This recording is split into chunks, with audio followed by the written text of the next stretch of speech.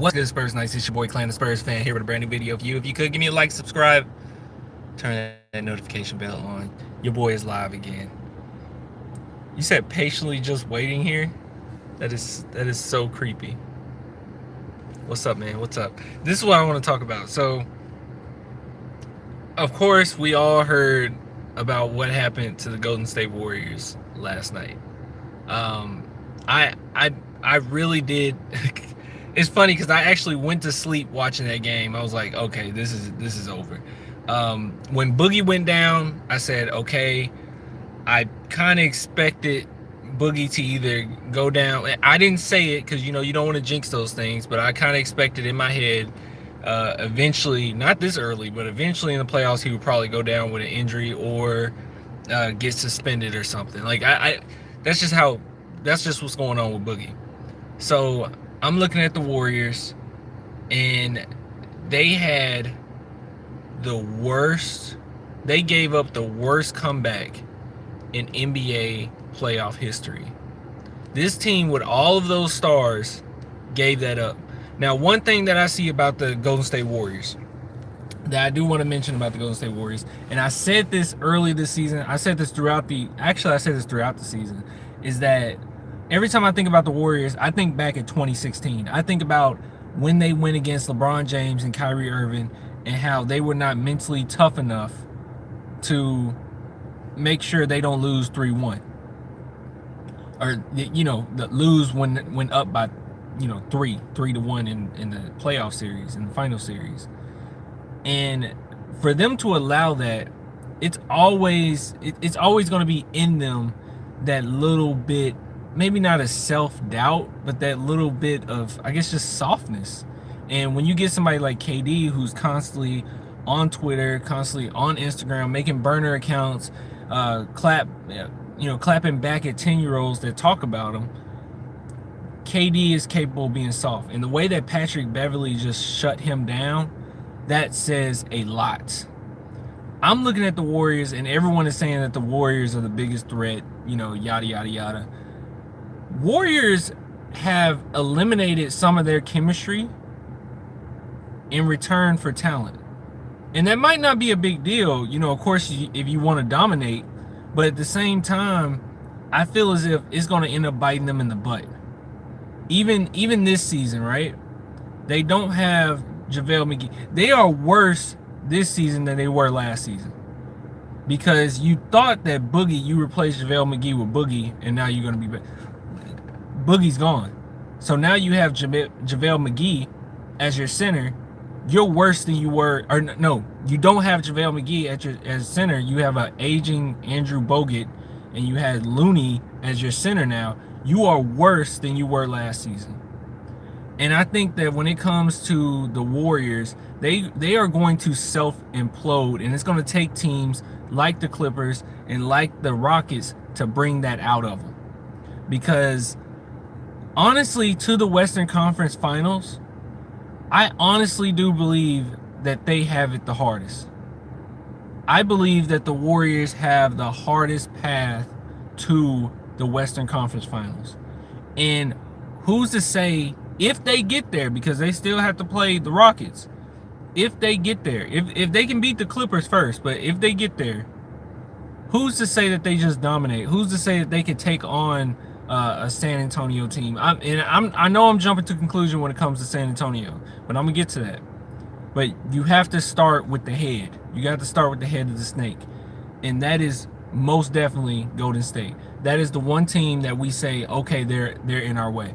If you look at even the freaking Rockets, when you look at the Rockets, we always beat Mike D'Antoni. Like, Popovich has never lost to Mike D'Antoni. If I'm wrong, leave a comment. I don't remember him ever losing to Mike D'Antoni. The only time that I thought he lost to Mike D'Antoni for a second was against the Suns, but at the same time, the Suns, that was Alvin Gentry. That wasn't Mike D'Antoni. So I don't think he's ever lost to him. So with that being said, I'm not saying that we have a easy path by any means, because tonight's going to be rough, because this team, the Nuggets, are really going to come to play. Like, they're going to really want to come and kick our ass tonight. And I'm not expecting I'm not expecting us to just dominate the Nuggets tonight. I'm just not. Um, I expect them to turn on the heat for us, and that's fine. That's totally fine. But I just believe that things are opening up clearer and clearer and clearer, and I could very well picture the San Antonio Spurs going all the way. And if they go to the finals, it's over. Like they're going to win. And it's just that every single thing is lining up for me. When I think about who has maybe the best three-point shooting team, I think we do. Now, yes, the Warriors have like some of the best shooters ever, but just the Spurs, the group effort of everyone who can shoot threes on their team, it's probably the Spurs. Not only that, we're the best coach team in the NBA. Period. I mean, we kind of always were. Yeah, Warriors. Yeah, we were talking about that. But yeah, we're the best coach team. I'm gonna keep looking at the clock. So, not only that, we have the best bench in the NBA. And honestly, the last maybe 3 seasons, we could have gone all the way. It's just that we were missing our superstar. I guess the last 2 seasons, we were missing our superstar. For whatever reason, I won't harp on that. But we were missing our superstar. We could have went any one of those seasons. Now we have DeMar DeRozan in that spot in which we had no one there. We're looking really, really, really good. And the hardest part of this season, if we can get past these first 2 rounds, and it's an if, is going to be the Western Conference Finals, because it's going to be a battle if we get the Warriors or the Rockets. But the thing is, the Rockets, we always beat Mike D'Antoni, and the Warriors, they're going to self-implode, and they have they have some tough teams coming at them for the next 2 rounds. If we win tonight, then we win in 5. Sounds pretty. Yeah, we have a we guys. I really do believe the Spurs could take advantage and try to win a championship this season. That's why when everyone during the season kept saying stuff like, well, next season is going to be great. What about next season? How about we talk about next season? Let's talk about this season, because we are in a great position. Not only that, one thing we have to put into play. One thing we have to think about, not just the teams. Think about the refereeing going forward. Referees are tired of KD's shit. They really are. If you watch the last game, KD had like 3 offensive fouls. Like, they are tired of him. They are tired of the Warriors. They're tired of certain stars. And when you're that cocky and when you get that arrogant like the Warriors, refs not really going to be on your side. They're not even going to give you the benefit of the doubt at that point. They're human. And I think that in these certain situations, if we can play the best of our ability and, the Warriors are self-imploding, we could beat anybody. And on top of it all, then you got to think about, even outside of basketball, think about the fact that the NBA is a multi-billion-dollar company. They want the best ratings out there. And one narrative that will be put, I think will be the best narrative of the season in the finals, would be a San Antonio Spurs team versus Toronto Raptors. Everyone will want to see that. And I don't see anybody really holding the Spurs back from achieving that, getting to the finals. No one wants to see the Warriors in the finals. I really believe that. I don't think anyone wants to see the Warriors. They're not like, the Dallas Cowboys or somebody where you tune in just because you want them to lose. Not necessarily. Like, when it comes to the Warriors, I think people are kind of tired of it. People are kind of tired of what the NBA's become. They're tired of all the star power that they put on the team. They don't like these players at all. And I think people just done with them.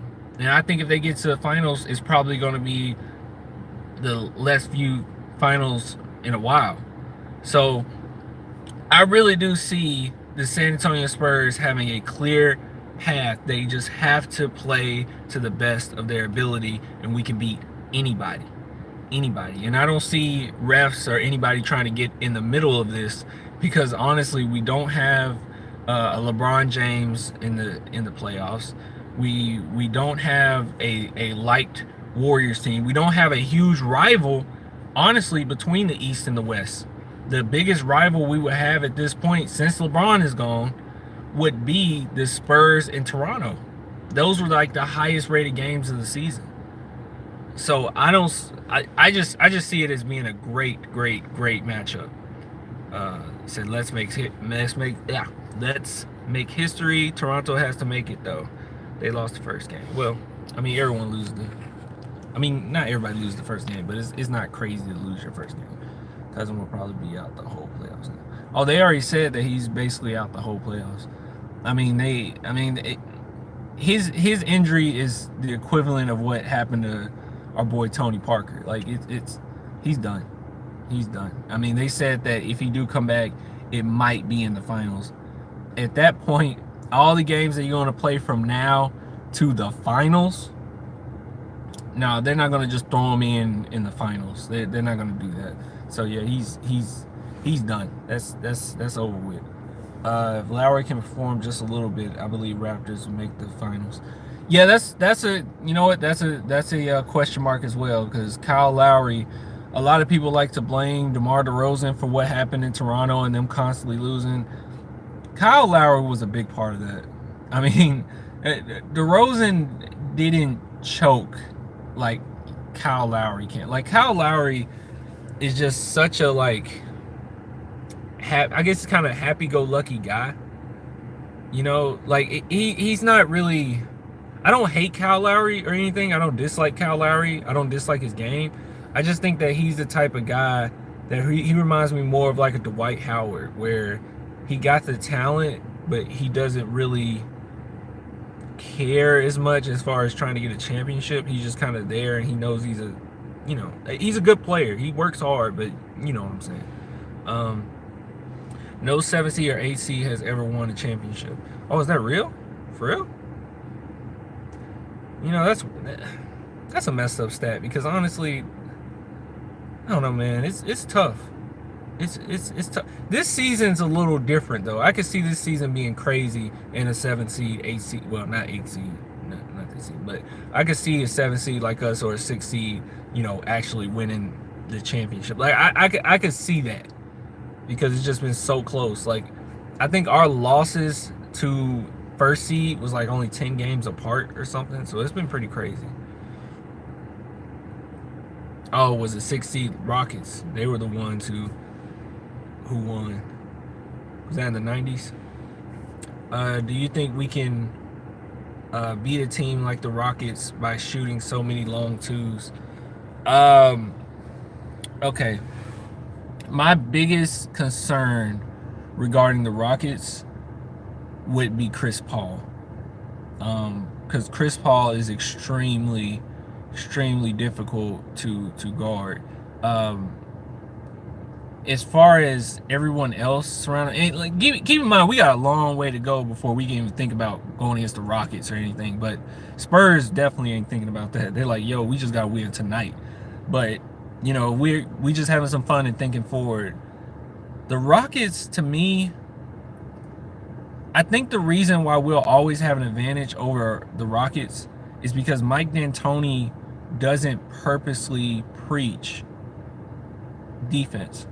I mean, he really doesn't. I remember Stephen A. Smith was talking about a story in which there was a guy on Mike D'Antoni's team. It wasn't the Rockets. I think it was when he was with the Suns. And the other team went on a fast break. And the guy on Mike D'Antoni's team hard fouled him. He fouled him hard, right? To prevent the shot, the easy basket. Then Mike D'Antoni got onto the player. He brought him to the sideline. He said, hey, man, what are you doing? And he said, I wasn't going to give up the big shot. And then Mike D'Antoni told him, we don't do that here. You know, we let him shoot so we can keep the pace fast. That type of ideology from him, from, Mike D'Antoni, that will never, ever beat a Popovich team. It's just too soft. It's too much of a soft mentality. And I feel like with James Harden can be pretty soft as well. And when you go farther and farther in the playoffs, they're not going to give you a whole bunch of calls. James Harden isn't going to get, the refs aren't going to get James Harden into the finals. That's the thing. They're just not. So, and when how the Spurs guard him, which they haven't all season, which they normally do, and they will once they play him in the playoffs, is they keep their hands up. They show their hands to the refs, say, "Hey, refs, we're not trying to foul him," and that takes out another dimension of James Harden's game, because James Harden every single play is going to look for the foul. He does it every single play. He has a few options in which he's going to go to in his head, and if you take away one of those options, it hurts his game, because he's going to try to get you on a reach. He's going to try to get you, off balance. Like, that's what he does. So as far as the Rockets, I'm not afraid of that. And you said us shooting long twos. I don't really know who you're talking about other than LA and DeMar, because basically everyone can shoot threes, and even LA can shoot threes. And LA honestly need to get in the paint a little more, because he's at his best when he's aggressive. So as far as shooting long twos, yeah, you can win shooting long twos, but that's not what our team does. Like, most everybody shoots threes. Like, that's what makes us so efficient. Just like LeBron, who doesn't really shoot a lot of threes, what can make his teams efficient is when he's surrounded around shooters. DeMar DeRozan is surrounded around shooters. And he even said, I think he said it today, actually. It might have been shoot around. He said it today. And he said that his game is based off of, in the fourth quarter, because they asked him about the fourth quarter. And he said, when I go into the fourth quarter, I have the mindset of basically me against you. You're going to have to try to stop me. And if you do attempt to stop me and you close in the post, I'm going to find somebody open. So it's very LeBron-esque as far as mentality in these games, because he's going to try to get his shot. He's going to try to go to a spot. If it's not there, if you try to close in on him, he's going to pass it out. And if you don't, if you just one-on-one with him, you're going to have a hard time. Let's see. DeMar sucks at threes. Yeah, he don't shoot threes. That's something he's going to have to work on in the offseason, but every single game he gets better at what he does, or he gets better at something, so you don't really got to worry about that. Who do you think will get out of the East? I'm hoping Toronto if we can get out of the West, but my heart tells me, because y'all brought up Kyle Lowry, because I just don't think about Kyle Lowry like that. Who could I see getting out of the East? I don't see 76ers. I don't think they're going to have the heart for it by any means. I could see Toronto because Siakam and Kawhi. I don't see Boston. I feel like Boston is just too much negativity leading up to this point, and I think eventually they're just going to lose. I think it's going to be Bucks or Toronto. I mean, I know that's an easy one, easy two teams to say, but I would go with Bucks or Toronto, because Giannis is a nasty mofo. Like, he's not going to play with you, and he has a lot of heart, and I feel like he could take out the heart of any of these teams. I mean, it was one game where he blocked Joel Embiid like 4 times. So it's going to either be Bucks or Toronto for me. But like I said, preferably Toronto, because I want... Oh, man, you don't know how great that would be to be able to go against Kawhi in the finals. Ah, it would be beautiful.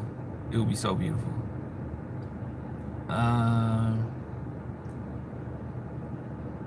What you say? The Spurs are mostly a low post team. We play old school style. Okay. You thinking Boston? I mean, I like Boston. Are we? I guess we are. I mean, our 2 stars are low post players, so I mean, yeah, I can't argue with that. Let me say one thing about DeMar DeRozan, because I know a lot of people kind of got onto him last game, and I said this even in the live stream. And by the way, I'm not going to be able to live stream tonight, unfortunately. Well, I can't. No, I ain't going to do it. Because I won't be getting out till 8. And I do not want to be live streaming. And I love y'all, but I do not want to be live streaming while driving, thinking about the game. I would much rather just have it playing and I can hear it on my way home tonight. So I'm sorry, I'm not doing that. But yeah, one thing about DeMar DeRozan, I said it in the live stream, is DeMar DeRozan I know a lot of people gave him a lot of hate last game because his percentage was down as far as shooting. What time is it? Okay, I need to start driving back. Um, yeah, I'm gonna be safe. But yeah, but the one thing about DeMar DeRozan I want to say, and I guess we'll end it on this, is if you paid attention to last game, if you actually was looking at his demeanor and how he came in from the jump, I'm telling you guys, DeMar DeRozan came for blood in that game. Yes, he missed. Hell yeah, I'm down for 2K, by the way. I just got it. We just got to make sure everybody get on. Like, dang, I'm way off topic. God, dang. Dude, just message me on Instagram. Anyway, yeah. So, what was I going with this? He was out for blood. So, I was looking at him and looking at his demeanor and looking at how he came into that game, and I'm telling you, DeMar DeRozan, even though he was missing shots, he came for blood. Even in the fourth quarter, he hit a really big shot. Like, he was not playing. He came straight into there like, yeah, I'm gonna kill you. Whether I miss a shot or not, I'm gonna keep shooting. He didn't get fragile. He went for their heads. And after the game, they're interviewing DeMar DeRozan, which I actually felt as if they probably should have talked to Derek White, but that's fine. But they were talking to DeMar DeRozan. DeMar DeRozan was telling them, yeah, me in LA, it's up to us. This is our team. It's up to us. Even the other day, he's talking about the Spurs way. It's the Spurs way. It's the Spurs way. Like, he's finally and I know I said something that a lot of people didn't agree with after the Toronto game when we lost that second Toronto game. But I said it in the live stream, and I said that it was a good loss for DeMar DeRozan because I felt as if he was putting too much focus on the Raptors, and I felt like he didn't give himself enough room to become a Spur. But after what happened, after he lost to Toronto, that second, it really felt as if he became a Spur. It really felt as if finally said, this is my team, I'm over it. And ever since then, he's been a different person. And I'm telling you guys, if you pay attention, this is the most aggressive he has been all season. He's had probably one of his worst shooting nights, and it was one of his best nights of the season. I know he had a triple-double. I know he's put up, plenty of points, but I'm telling you, he is at his best right now. His aggressiveness is going to come in handy. I don't know why I did that, but even if he's not getting 20 assists, he is still doing his thing. He is still passing the ball, getting it out there, and honestly, he's getting past 2 assists. I mean, if he's not passing it out and it's an assist from there, he made a good pass that made the defense rotate, and now we can pass it over to somebody else and they're open. You got to pay attention to everything when it comes to DeMar DeRozan. He's killing it. You said, boy, what? Boy, what? Something happened? Oh, y'all talking to each other. Let me give you a scenario here. Man, damn it. I gotta get off.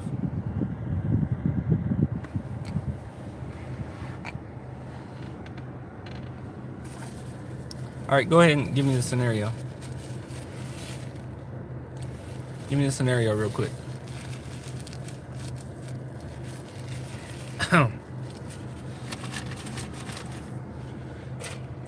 Let's see here. They call him the frozen turnaround.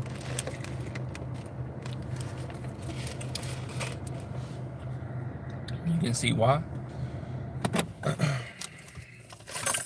So if we are down by 1 or 2 at the end of the game, let's say, right, who gets the ball? DeRozan. But I know what you're saying. You're trying to go with threes. And I said this before. That's going to be our biggest problem, is not being able to have a superstar who can shoot a 3. But honestly,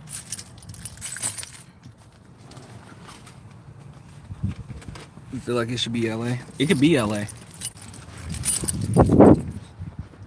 Honestly, if I'm being honest with you, if I'm being real, if you can set up something where you saying you want a 3, and you can set up DeMar in the corner, they're not going to see it coming. And honestly, if you want to win a championship, it's going to come down to DeMar. DeMar is going to shoot. He's going to a 3 at some point this season in the playoffs. It's just a fact. We're not going to be able to win a championship and him not shooting a 3 at some point in the playoffs. So look out for that, because you know, if he's clutch, he can shoot at least a corner 3. I'm not, you know, you don't ask him to shoot a far away 3, but he's still a professional, and he's gonna have to shoot a 3 at some point. I have a hard time believing DeRozan can't shoot 3s, at least in practice. Like, I'm sure he can. So, you know, I think his form is just a little messed up, and Spurs can fix that. But corner 3s, he seemed decent at. So I could very well see something being set up where we need 3 points. They're like, yeah, DeRozan ain't gonna get the ball, and they kind of leave him open, and he can probably shoot a corner. So I don't know. Papa always says something up. It'll be somebody that you not expect shoot the shot, but your star, you want your star to be able to shoot it, or at least LA, or you know, or Bertans, because he's extremely clutch as well. But we'll see. But all right, y'all, I'm gonna go ahead and get off. It was real cool. Yeah, and thank you so much for 1K, because YouTube messaged me, and now they're letting me do those little like community posts. So I might post on there during the games, and then I'll let you guys know like if I'm getting ready to get on, or if I can't live stream certain days and stuff like that.